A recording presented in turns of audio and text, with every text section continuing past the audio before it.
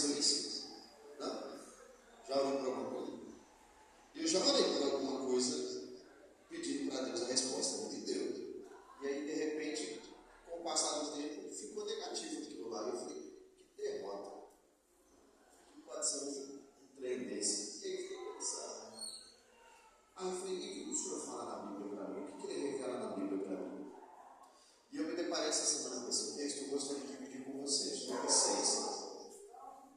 E antes de eu ler esse texto, eu quero fazer uma pergunta. Você acha que Cristo orou para escolher os 12 discípulos, os 12 apóstolos, sim ou não? Sim. Muito ou pouco? Boa noite. Quanto, velho? Uma noite. Obrigado. Então vamos lá. Está no capítulo 6? Sim. Verso 5 aí, e vamos para o verso 12. Diz assim, ó. Lucas 6, verso 12. Naqueles dias retirou-se para o monte, a fim do quê? Orar. E passou quanto tempo? À noite. À noite. Verso 13. E quando amanheceu, chamou a si os seus discípulos e escolheu quantos?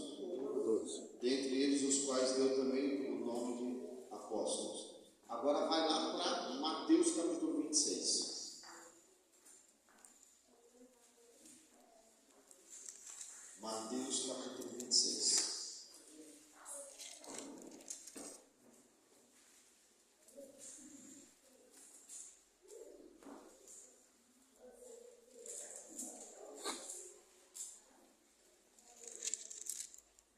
Achou lá Mateus 26? Agora acompanha mais dois versos. O verso 20 e 21 que diz assim, ó. Chegada a tarde, pôs-se ele à mesa com os 12 discípulos. E enquanto comiam, declarou Jesus: em verdade vos digo que um dentre vós viu o quê? Agora olha aqui para mim. Como Cristo passa a noite todinha orando, e depois assim ele ainda fala que quando ele escolhe os 12, ainda ele fala que um dentre eles trairia ele. Agora eu pergunto, a pergunta valendo $1 milhão. Judas negou ele naquele dia? Naquela hora da mesa? Quando Judas nega Jesus?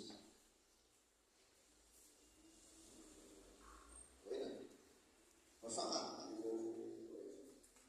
Você sabe que negar a Cristo não é às vezes nós oramos e nós ficamos pensando assim, Senhor, será que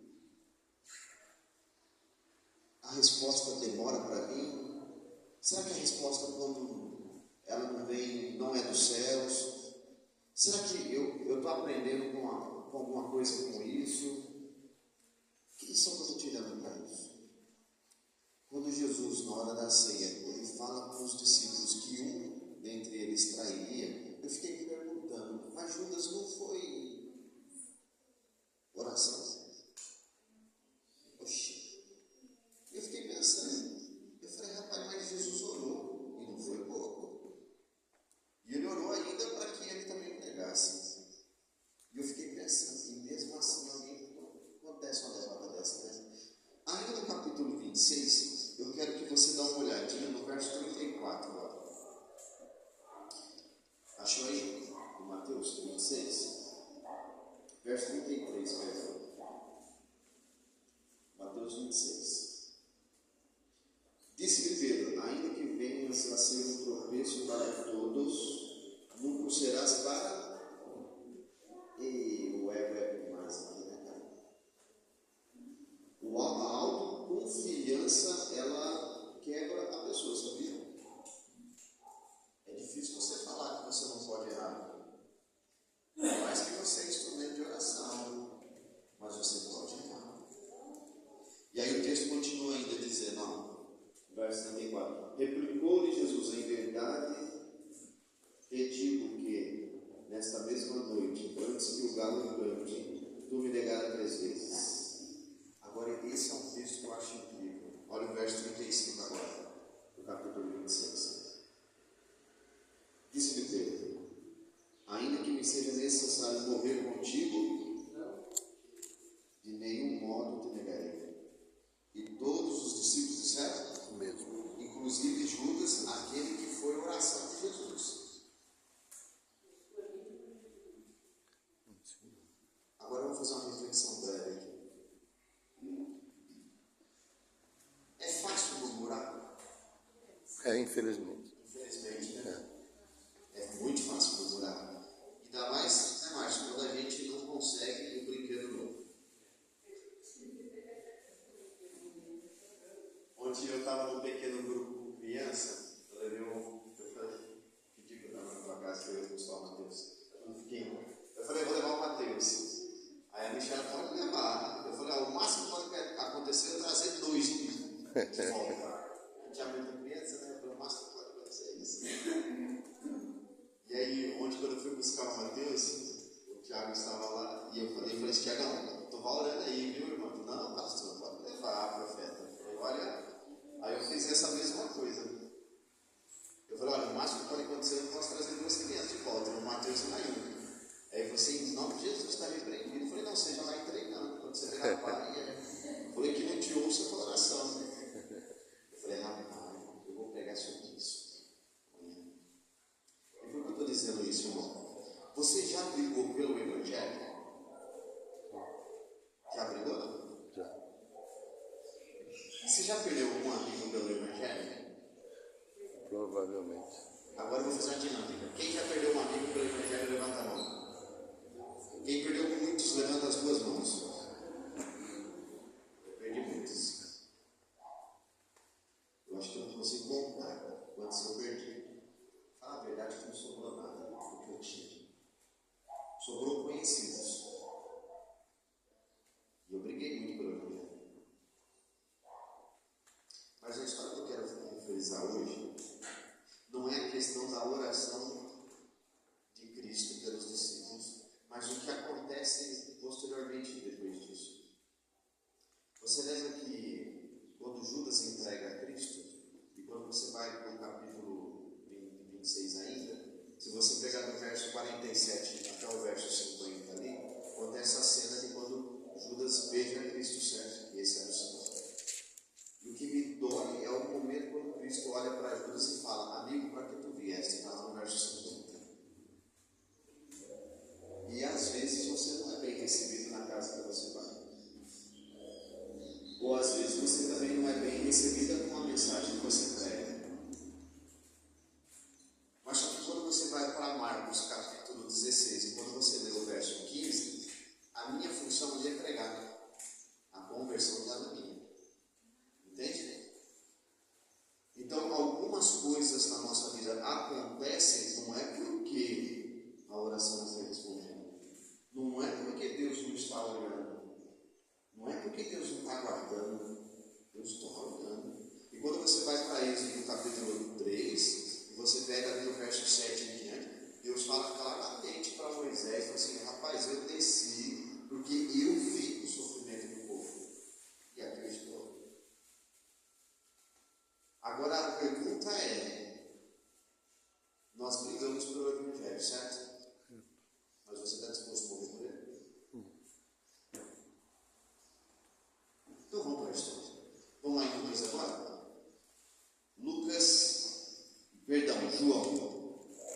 João capítulo 18.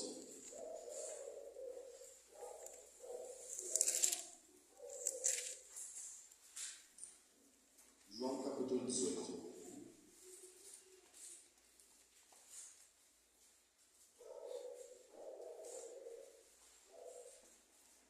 Acharam?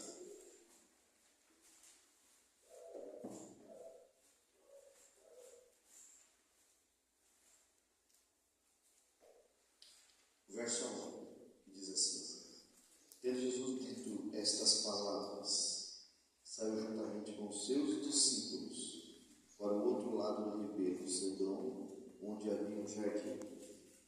E aí entrou com eles.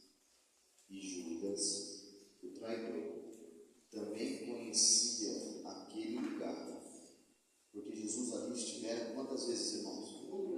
Com quem? Irmão, fala aqui para mim.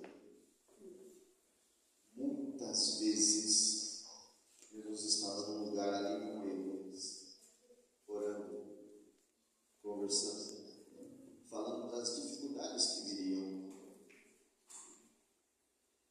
Cristo hoje não está em carne aqui, mas Ele deixou o Espírito Santo para que estivesse presente para os momentos difíceis da nossa vida, certo? Amém.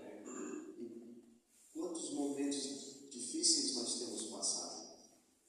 E Deus sabe dos momentos difíceis. Mas o que me entristece nessa história é o que acontece, porque a autoconfiança em uma pessoa, ela muda muito o caráter dela.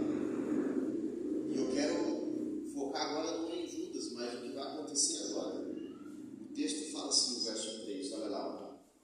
Tendo, pois, Judas recebido a escolta e dos principais sacerdotes e dos fariseus, alguns guardas chegou a este lugar com lanternas, tochas e armas.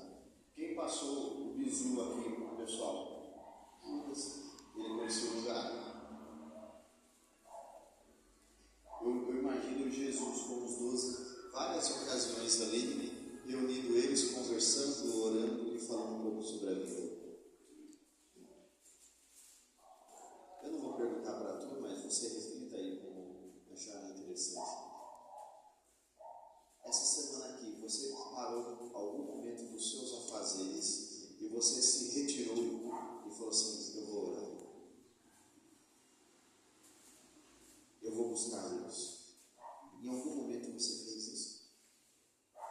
Não precisa responder, mas pense nisso. Ou na hora da dificuldade, pelo menos, você lembrou que Deus está olhando? E o que eu acho incrível nessa história agora é o que vai acontecer. Olha só o verso próximo, 4. Diz assim: sabendo, pois, Jesus todas as coisas que sobre ele haviam de vir, adiantou-se e perguntou-lhes: a quem? Para quem Jesus falou? Inclusive para quem? Judas. Judas. Judas. Pode falar aí.